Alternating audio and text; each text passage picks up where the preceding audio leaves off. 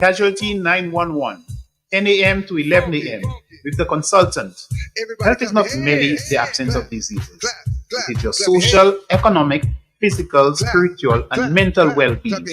Just imagine you on 88.5 Super FM talking, questioning, sharing your experience, information, education, entertainment, news, instructions, advice on diabetes, high blood pressure, strokes, menopause, AIDS, pregnancy, sex. Sex? Did you say sex? As prescribed, take your medication, exercise, and diet.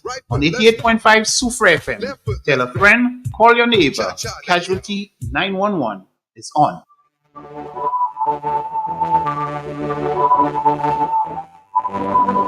6 minutes after the hour of 10. Of course, this morning, by 6 after 10. Between the hours of 10 and of course 11, Casualty 911 is on. Of course, we're here with our host, one of them, they're here. He's here, that is, along with her guest. So, of course, she's going to usher in her guest this morning. All right, hey, my name is Erlen Symphorium. I'm just the facilitator, so I'm good. I hope you guys woke up feeling great this morning, ready to take out the day. Hey, we just want to wish you guys a blessed and productive week ahead. Okay? Welcome inside, ladies. Good morning. Good morning, Erlen. Erlen, you're so energetic this morning. I'm going to try to match you. And good morning to our listeners, our regular listeners. Welcome back to our new listeners. It's always good to have you on board.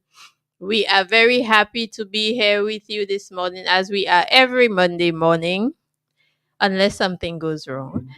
I was here 2 weeks ago. Unfortunately, we were not able to have the show last week, but we are back and very happy to be here. Today, before I introduce our guest, she's not new. So those of you who have been following the show for some time, if you are watching on Facebook or YouTube, if you will recognize the face. For our radio listeners, I will introduce her shortly. Before we go into the show this morning, I would just like to make an appeal to everybody to be aware. We are having some cases of gastroenteritis. It usually comes with some diarrhea and vomiting. And believe me, for those who have gone through it, we know it's not easy. It can lead to dehydration. It is very easy to spread. So for those of you who it's an inflammation of the stomach, which causes the lining of the stomach, which really causes, those types of symptoms, the diarrhea, the vomiting, the feeling unwell, and so on. So if you have gastroenteritis, please stay at home. If you have children who are exhibiting the symptoms of gastroenteritis, keep them home. If there is a need to take them to the hospital or to a healthcare provider, you may, but be sure to keep yourselves and anyone who is going through that condition well hydrated. Drink lots of water, coconut water, and keep yourselves hydrated. In order to reduce the risk of spreading gastro, we are encouraging you to wash your hands.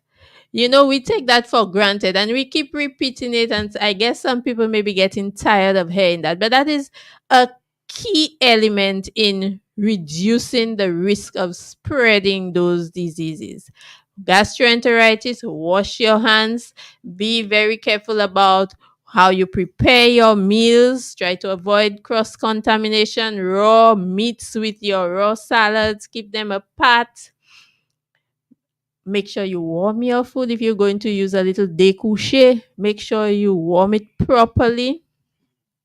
If there's anybody who is sick around you, make sure to disinfect very, very often the doorknobs, the toilet, the areas that they use, because we would like to keep the numbers down, and not just numbers. Nobody likes to be sick. who wants to be sick to the point where you're sitting on the toilet and you have something in front of you? You know, it can be as bad as that for some people. So let us try to work on that. Wash your fruits, wash your hands, disinfect, and let us try to keep gastro on the low. Reduce the risk of spreading, reduce the numbers. So that's my little plug here for being a little healthier. And we're going to move on to our guest who's going to look at another aspect of being healthy. So this one was infectious diseases.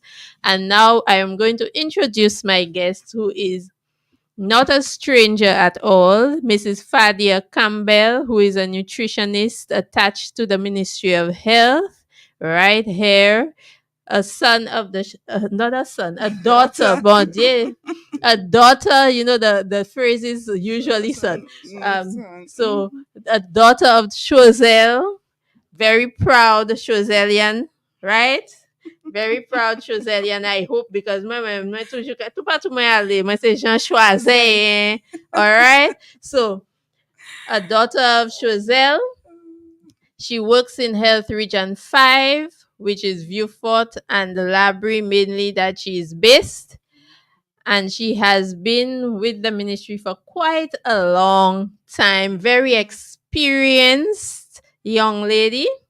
And today we are going to focus on health policies, and we are doing this in observance of Caribbean Nutrition Month. And she will tell us a little bit more about it. She will go into the theme and talk a little bit about why it's important to observe this Caribbean Nutrition Week, and also to move into our topic, the main focus of our show today. We will be talking about trans fat or trans fatty acids. Mrs. Campbell will give you, I'm so not used to calling her Mrs. Campbell, but she gave me a side eye there. Yes. So Fadia will be talking about trans fats. And of course, you are welcome as always to make your contributions. Send us a WhatsApp message. Send your messages via the Facebook and YouTube platforms. Your questions and your comments are welcome. So welcome, Fadia. Thank you so very much, Fawn. Thank you, Ilan. And it is always a pleasure to be in here on Casualty 911. And it's always a pleasure to pass on knowledge and pass on information and to educate the public. Like Fawn said a while ago, I am here today in response to Caribbean Nutrition Month, right? And the entire month of June is being observed as Caribbean Nutrition Month. However, there's a day that is set aside every year, which is on June 1st, is Caribbean Nutrition Day. And this was first celebrated on 1st of June 2002. And then it became a month-long observance in response to the growing recognition of nutrition in disease prevention and health promotion. So that is why now we are celebrating Caribbean Nutrition Month. So Caribbean Nutrition Month, it provides an opportunity to promote and to encourage health-seeking behaviors on a range of topics and across multiple sectors of the population. And for this year's Caribbean Nutrition Month, the theme is Healthy Eating, Active Living. And the logo attached to that is to support policies that promote healthy food environments. And with this theme, they came up with some objectives, and let me just highlight some of them to you. It's to raise awareness about key healthy food policies applicable to the Caribbean region, improve understanding of how food policies can support healthy environments, educate public with learning how they can advocate for and support healthy food policies. So as it stands right now within the Caribbean region, policies are being developed as it relates to healthy foods. And today we will be zeroing on industrially processed trans fatty acids. Okay. So for now, CARICOM members, they've come together and they have agreed to eliminate trans fatty acids, industrially produced trans fatty acids from our food systems. That is wonderful. Very often we speak about health, we educate about health, we encourage people to reduce the consumption of certain items, and there is only so much that can be done on an individual level. Some people changing behavior is a process, and it can be quite a tedious process for some people to actually change the way that we live, the lifestyle. So we have healthy eating, active living, healthy eating, active living. And that is a mantra, basically, when we talk about living a healthy lifestyle. But based on what we can see when we look at the level of chronic non-communicable diseases, when we look at the level of overweight and obesity, we know that something is not going right on an individual level. So sometimes we need that added support, which comes from policy, and policy is geared toward and policies related to food and related to including health in everything that we do, whether it's infrastructure or whatever it is. If we are concerned about healthy living, that added support from policy can play a very important role in getting a population to live a healthier lifestyle. So in terms of the policies, today we're going to be talking about, in fact, will be talking about trans fat. There are other policies I'm sure maybe you will refer to at some point during the discussion that have been enacted or are in the process. I know recently there was a lot going on as it relates to sugar sweetened beverages and the policies that have been worked on so that we can get a handle on the amount of sugar that we consume. Okay, particularly for the younger generation. Yes, definitely. Okay. Yes. And you are so right, Fawn. So you see, government, they have a central role in creating healthy food environments that enable people to adopt and to maintain healthy dietary practice. So that is why when the policies are developed, they actually help to drive that process.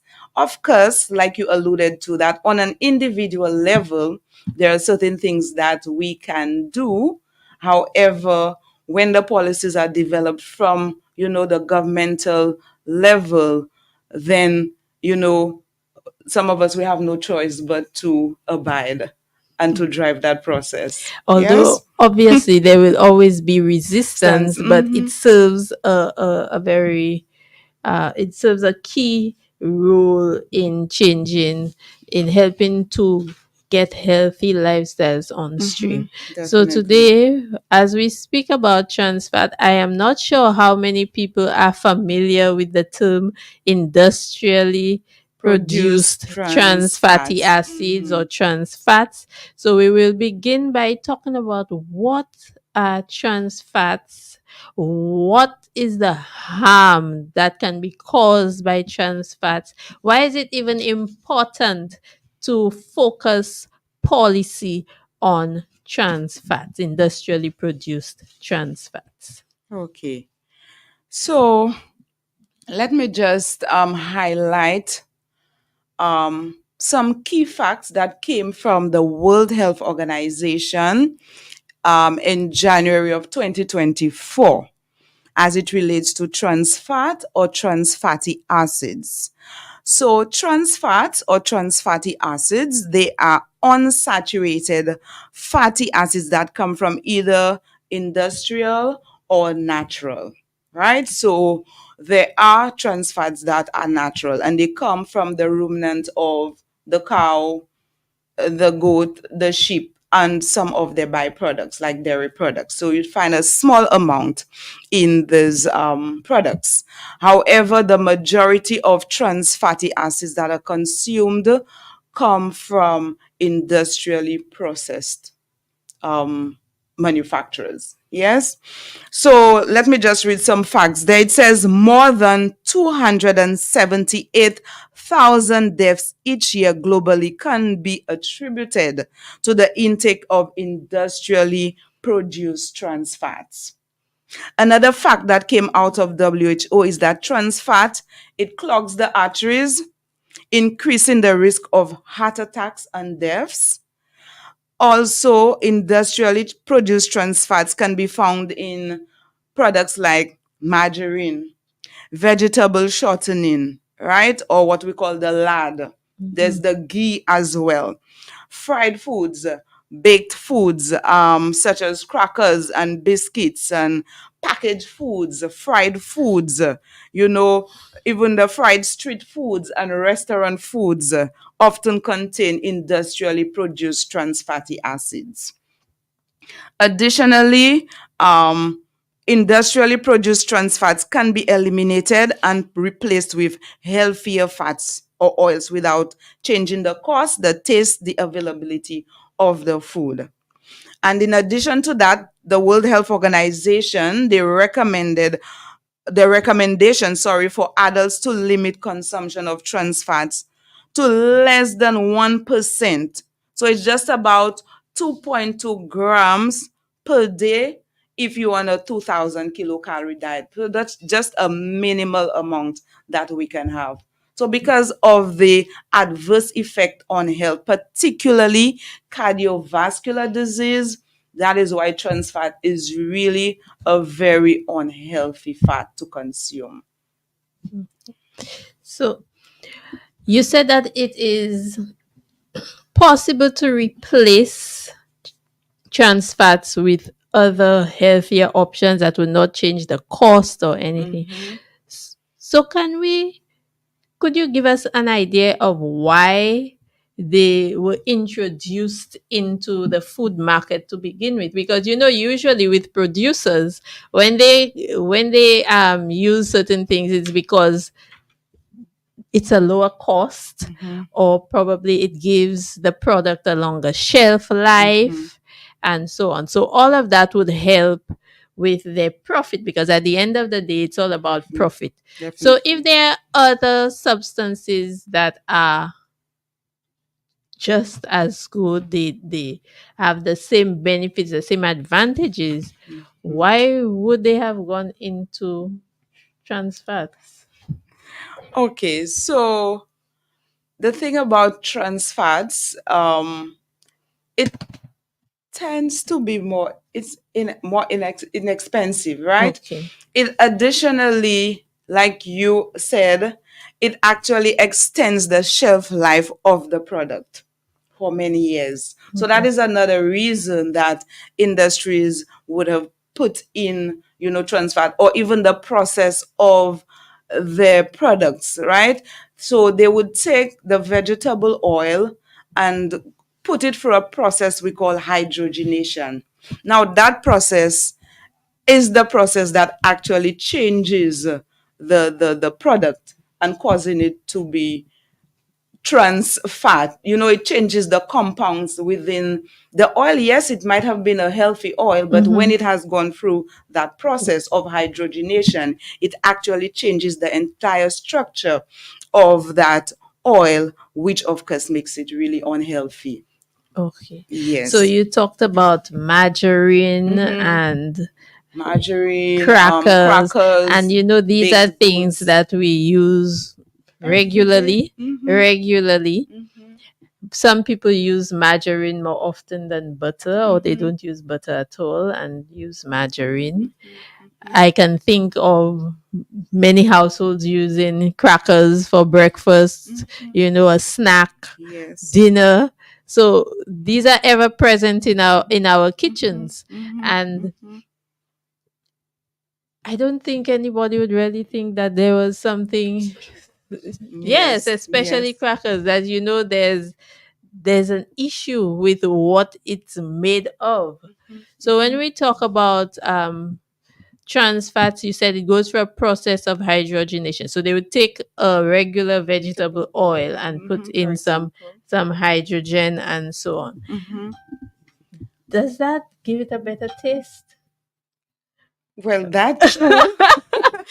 That too, because even when you look at butter and you look at margarine, um, margarine, it's more spreadable, and it tastes different. The taste, it tastes different than the butter, right? So when you take off butter from out of the refrigerator, you'd have to scoop it a bit or leave it Well, out I'm a a bit. butter girl. I'm not a Yes, margarine margarine girl. girl. I'm a butter girl. I love Yes. me some butter, and I'll not. And confession is good for the soul. I like salted butter. Salted. So yes, so butter is considered a more natural product Yes. than the margarine, because margarine would have gone through the process of hydrogenation as Okay. well. Yes. So with the trans fats, you're saying that there is policy, working on policy to eliminate it completely. Now you mentioned the 2.2. Now I wanted to ask if there was a safe level, if there's a level that's considered safe for consumption, and if Okay. there is, why the hype? Because that's a question that will come. That's a question that will come from the general public. Why the hype? And people will probably bring up the whole coconut oil issue and all of that. So is it that we are getting too much of it because of what we choose to eat, that we really need to bring those policies into play? So, um, as it relates to, okay, by law, a manufacturer can say that their product has zero trans fat, even though it has zero point 0.5 grams per the product, Per right? Per serving. serving, yeah, of the Okay. product, per serving of the And we product. know how we do with And servings. yes, we don't do very well Well, with with servings, servings. because We the product consume might say way three, more four servings, and we servings. might consume all of Oh, that. So at right. the end of it, yes, the zero point 0.5 gram seem to be minimal, but if we were to consume the four servings or five or the entire package of the product, we will be consuming a lot more. You understand? So Okay. then again, we have to be very, very careful about the amount that is consumed. So with Right? the policy, would it force producers to state exactly what amount of trans fat is in the product? Is that part of it, or are they being asked to eliminate completely? Because I know in the US they have gone through that whole process of eliminating Nation. trans fat, but Definitely. we know what it's like, that probably some of the products produced for sale in the Caribbean and other regions may still contain trans fats because we don't have those policies in place. Right. So Right? so the policy will actually allow for the elimination, and the momentum is building within the Caribbean region towards that. And so now manufacturers will have to reformulate their products in order to add, because like I said earlier, As you they have can done in in Europe and the Europe, United right, in States. Europe and the United States, to put the healthier oils or the healthier fats in their product.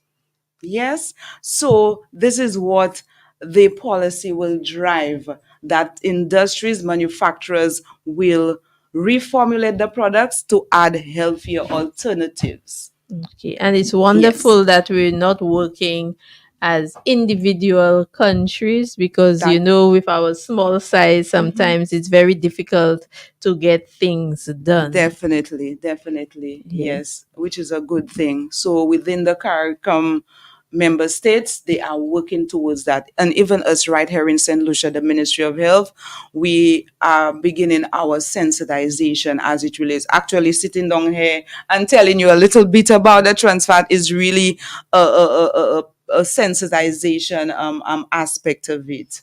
Okay. Yes. Now, the other thing I wanted to mention, it slipped my mind. I don't know. I think I must be getting pretty close to old age because what? Yes, I think we should take Take a a break. break so that I Okay. can try to bring back whatever it was I was thinking of. Thank you so much, Ulan.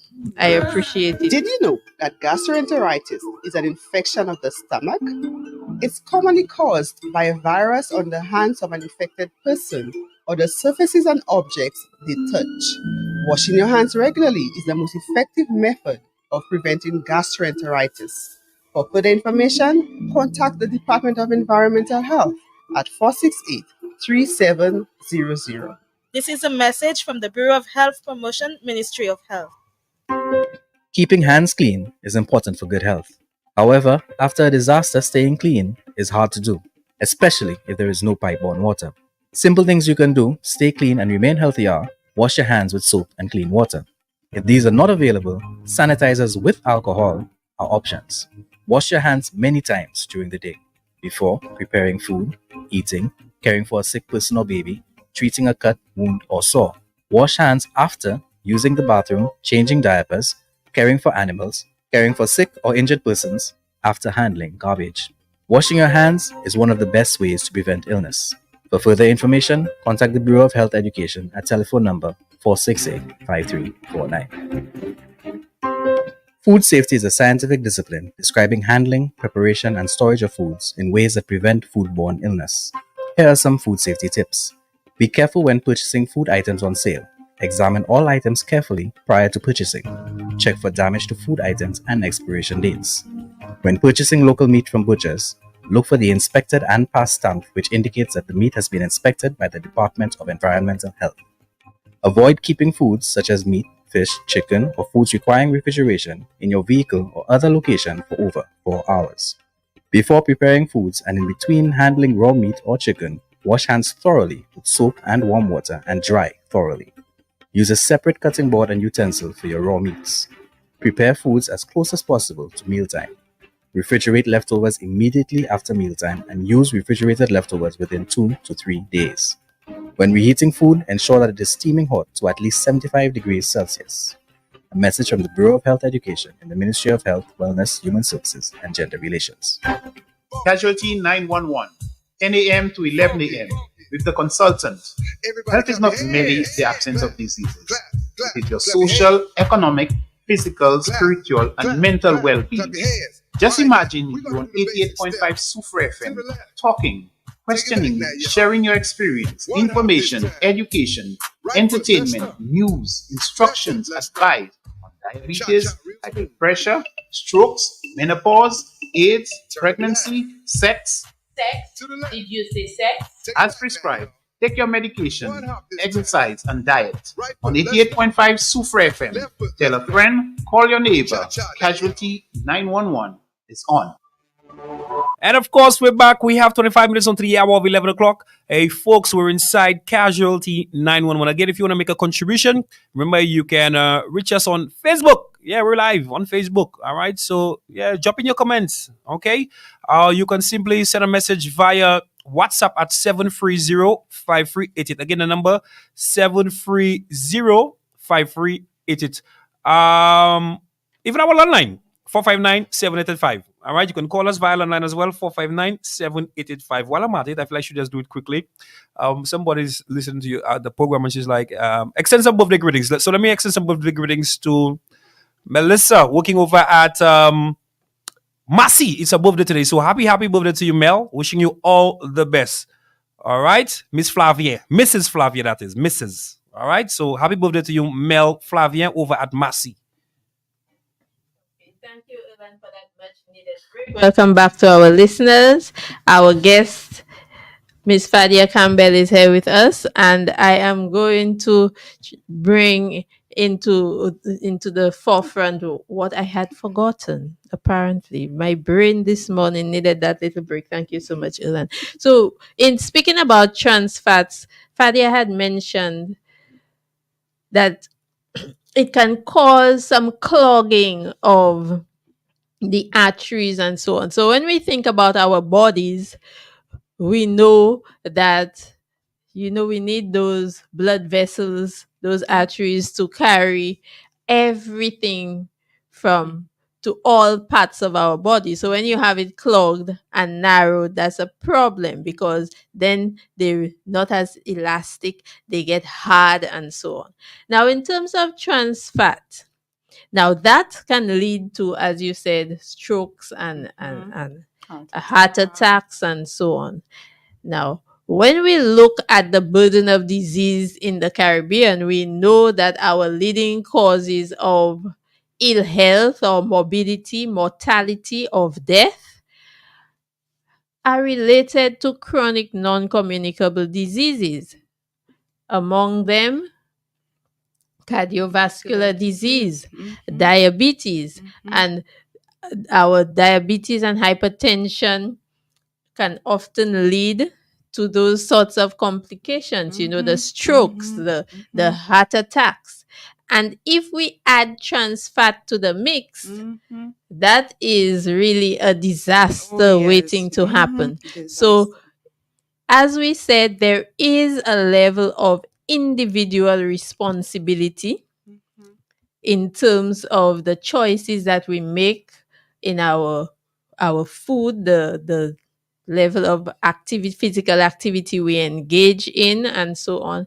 But there is always need and space for policy to help to make it more population based, because I will give you an example of a European country trying to eliminate trans fat.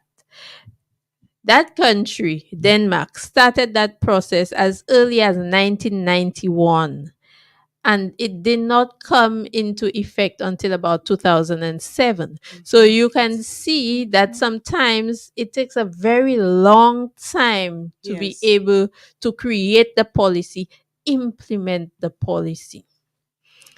But between the time that you start working on it and implementation, there are measures that can be taken. There are things that can be done in between. And sometimes it has to do with an individual choices, as well as we could also consider maybe workplace policy. When we have workplace gatherings, usually the recess, the food is not necessarily the healthiest. You could have workplace policies in terms of events, workplace policies in terms of, as we have our St. Lucia moves, we're always encouraging workplaces to have some physical activity for their staff, to get into the Fruit Fridays and the hydration and all of that. So all of these can be done outside of this. When we think about policy, we always think about government, but we can also look at it school-based, especially maybe in our early childhood centers. You have the administrators can implement certain policies while we wait for the other to come into effect. Yes. So on an individual level, Fadia is going to take us through some of the things that we can do in terms of the nutrition reading the nutrition label. Yes. And I must admit, I usually read maybe after I have bought it, because when I say reading after, not necessarily the label itself, but the part where the contents and all of that. Maybe you sitting there with the wrapper after you've eaten it and you're looking at it. Keeping that So, stomach to fatter so, eggs. so Fadia will take us through that. Yes, Fawn, you are so right. Although the primary responsibility to protect citizens from the harmful effects of industrially produced trans fat rests with governments, there are actions that individuals can take to reduce trans fat intake. And I also want to, just before I go into the individual responsibility, what we can do, I just want to highlight that excess consumption of trans fatty acids can raise your bad cholesterol and it can reduce the good cholesterol that actually helps to protect your heart health. So it is really a double trouble here, right? And like you alluded to, in addition to the burden of disease, of diabetes and hypertension and stroke and so on. So when trans fatty acids lands in our arteries, it can clog it, it can cause the walls to get hard, and that is where the havoc starts. So, as an individual, there are things that we can do. And of course, we go back to healthy lifestyle practices, healthy dietary choices. What are you choosing to eat? Yes. So, we always focus on foods like our fruits and our vegetable consumption. All right. We can also, when we go to the supermarket and shop and when we buy those packaged products, take a little time to read the food labels. And let me give you a little clue as to whether you know this food has trans fats. You just turn to the back of the food label, down the ingredient listing. If you see the word hydrogenated, it's a big word, but just try to remember it: hydrogenated fat or oil, or partially hydrogenated fat or oil. This product has trans fat, right? And Mhm. if you see that on the content, would it be also listed on the label, like where you see the sugar and carbohydrates, and would it, if it says partially hydrogenated Hydrogenated, in the yes. ingredient list, would you see it on that part of the label as Yes, well? in some instances, you may see, yeah, if it's 0.5% trans fats, you might see it, yes. But an indication that this food has trans fat is to read the label, the The listing, the ingredient ingredient list. list, yes. So as long as you see this word partially, or partially hydrogenated, or hydrogenated oil or fat, just know that this food has So, trans in fat. terms of knowing whether a product has trans fat, it's more important to read the ingredient Then list than the actual label, where you might see yes. trans fat 0 grams. Right. Or remember, like I said, if the product has zero point 0.5 grams per serving, by law, the manufacturer can say that this product has zero trans fats. Okay. Yes. And even some, now you see some products, they're telling you zero trans fats, right? Mhm. Right in front, right? I think the Pringles used to say zero trans fats, and some other products, they tell you zero trans fats. But sometimes when you go and you read the listing, the ingredient listing, you might say, but look at this, this has partially hydrogenated oil, you know? So as long as I guess it falls within the threshold of the less point Less than than zero zero point point five. 0.5 gram per serving, they have the right to say it has zero trans And fats. at that point, you have no No idea idea. whether it's 0.43, Exactly. how high or low it Definitely. is, or if it's 0.0001. There's Exactly. no way of There's no way telling. of telling. Yes. Additionally, you can also choose healthier alternatives, healthier oils. So oils like olive oil, canola oil, um, coconut oil. I mean, categorically, it has saturated fat. And I think I would have said that already on a program. But the type of saturated fat is different. It has what we call MCT, or medium chain triglycerides, that research now is showing that it does not directly raise your blood cholesterol. All right. So, again, everything in moderation. right? Additionally, I want to highlight too that even when we fry our foods at very high temperatures, when you heat oils at very high temperatures, even the healthy oils like olive oil, it can have some concentration of trans fat. So we have to be mindful of that as well. I always thought olive oil was not really an oil for frying. Yeah, It was more for it's not salads and salads. So you have dressings to and use it so cold. cool. Yeah, it's Yes. better used cold, or when the food is cooked, maybe you drizzle a little bit, or you drizzle a small amount on your salads, whatever you would want to put the oil on. Yes. Okay. And it's a more expensive option. So do we Yes. have The vinaigrette. yes. Yeah, do your It's a vinaigrette. more expensive option, especially for frying. So among the because we have to look at our population, we have to look at cost of living, and people make choices very often based on what we can What you can afford, afford, what we can definitely. afford. So Definitely. among the oils available on the market, are there some that you think that might fall into a less expensive category? Well, now we're Although looking frying at is not not on a the whole the healthier. healthiest It's up mode of right. preparation Exactly. of our food, Yeah, definitely. but But coconut oil have shown to be a more stable oil that it can withstand high temperatures compared to the canola and the olive oil and the other oils. So okay, coconut oil is one that can withstand high temperatures. But again, like you just said, we want to cut back as much as possible on frying, yes, because again that will incorporate, excess fat consumption into our diet. So you want to grill the food or bake, boil, what else? Now we have steam the fish. air fryers or steam the fish, you know booyah guaglo. So you have to find healthier alternatives and use a lot of plant-based foods.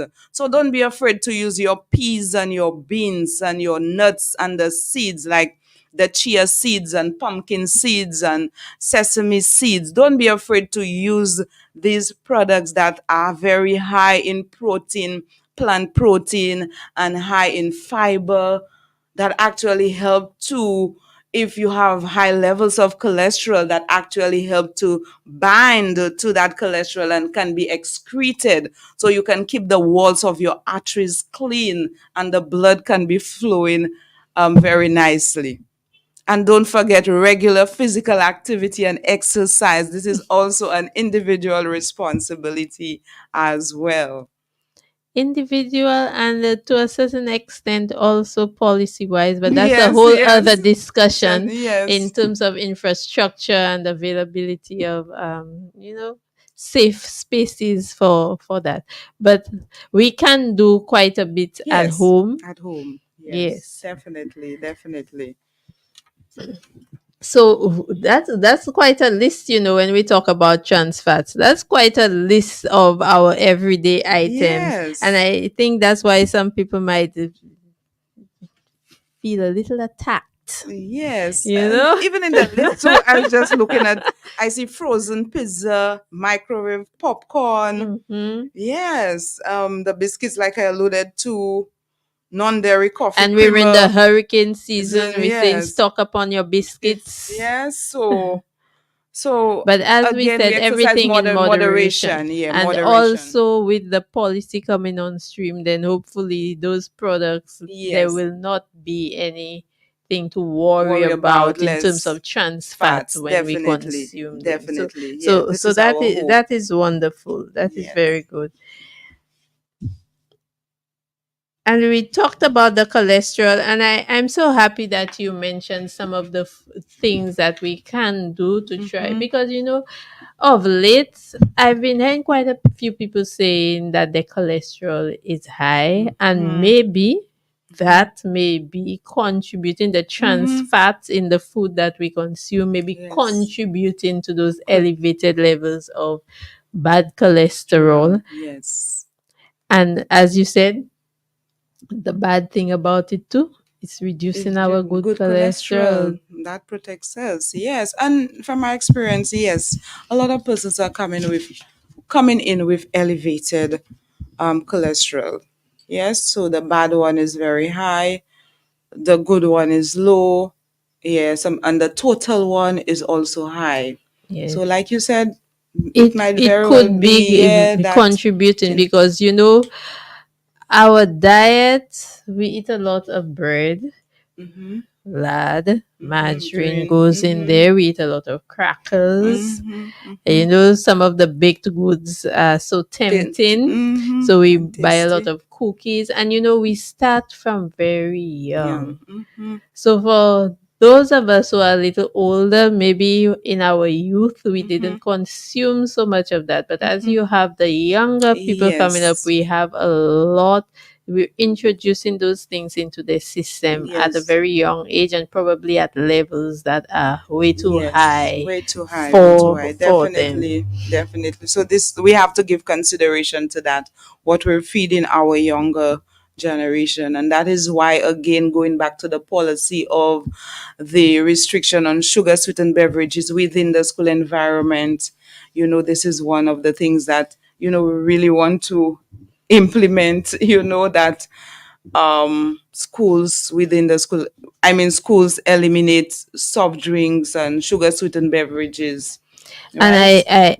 I know that quite a few parents have been quite resistant. I don't know if you want to go into that, particularly at the early childhood centers, where, as I said earlier, yes, we talk about policy on a governmental level, but even within our institutions, if an administrator tries to implement a no box drink, no soft drink policy within that Yes. environment, there's so much resistance. And when we think about it, is it we have to sit and reflect on whether we are resisting simply because we want we don't want anybody to tell us what to do, or are we thinking of the benefits and the disadvantages or the harmful effects of the foods that we are giving to our children? And the other thing fun too, yes. So maybe, persons might not want maybe governments to tell them what to do, or policymakers, but we must understand and recognize that it is in our own interest that they're doing that. It is to safeguard our own health and that of our children. And some persons might seemingly think that, the soda might be cheaper than maybe getting some oranges and making some, fruit juices. But let's think about the benefits that will far outweigh the risks of contracting these non-communicable diseases in the long term. Yes, and the burden of disease for us as a nation. Right? So we have to think, let us try to rethink and see, really and truly, the government is on our side, or helping us, basically. Yes. Now, trans fat, I read an article where trans fat was referred to as the tobacco of the food industry. And I thought, well, Wow. we had Caleb here 2 weeks ago talking about Wow. tobacco. Mm-hmm. And with tobacco, very often, you can see, you smell it, you see it, it's visible, you know it's around, you can remove Yes. yourself. But when it comes to trans fat, we consume often without reading labels. And some of us, we must admit that some people are not capable of reading the labels. So you actually would have to educate in terms of, well, this product and that product, and actually name names so that they can have a sense of what products to avoid. Definitely. And I thought, well, there's a lot that has taken place with tobacco. The labels, the Yes. labels on the boxes, the no smoking in public spaces, Yes. and all of that. So And that was quite a process to get to that point. Yes. So trans fat is even more present, I would think, in Yes. our community, our little St. Lucia, Of course. than the actual tobacco, Definitely. because it's on the shelves practically in so products, many yes. different food products. Yes. And that is why when you talk about you often talk about eating less ultra processed foods. So Right. can you go explain a little bit to us when you say processed foods, ultra processed foods, and more natural foods? What do you mean by that? And how would we know if we're eating ultra processed, for example? So I would expect that the ultra processed would probably have a higher level of trans fat than probably a processed or our natural. Yes, it's naturally occurring, you said, but the naturally occurring, there have not been studies really to delve into the harmful effects, if any, as compared to the industrially produced trans fatty acids. Well, yes. I know I said a mouthful. Yeah, you said a mouthful. But absolutely, ultra processed foods would contain a lot more trans fatty acids. And knowing a food that is ultra processed would indicate the list of ingredients. If it is just processed, maybe just about 2 ingredients in that product, right? So X product, the main product, and maybe something added, and that's it. But as long as this product has 3 and 4 and a whole list, and sometimes some products or some ingredients that we can't even pronounce the name, that food is considered ultra processed. Yes. And of course, our natural foods. Yes, I would have mentioned that some of the ruminants of cows but in my studies when I was reading, it is said that yes, whether natural or industrially produced, the effects would be similar. Yes, it would be similar.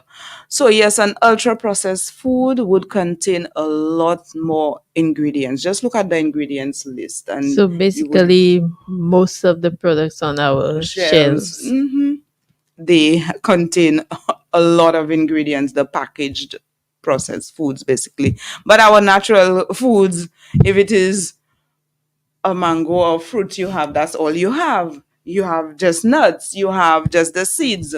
But then you have a baked good that would have a whole set of flavors, colorings, and how they calling that? The MSG is considered an enhancer. You have all kind of anti-caking ingredients, a whole set. So this food would be obviously ultra processed foods.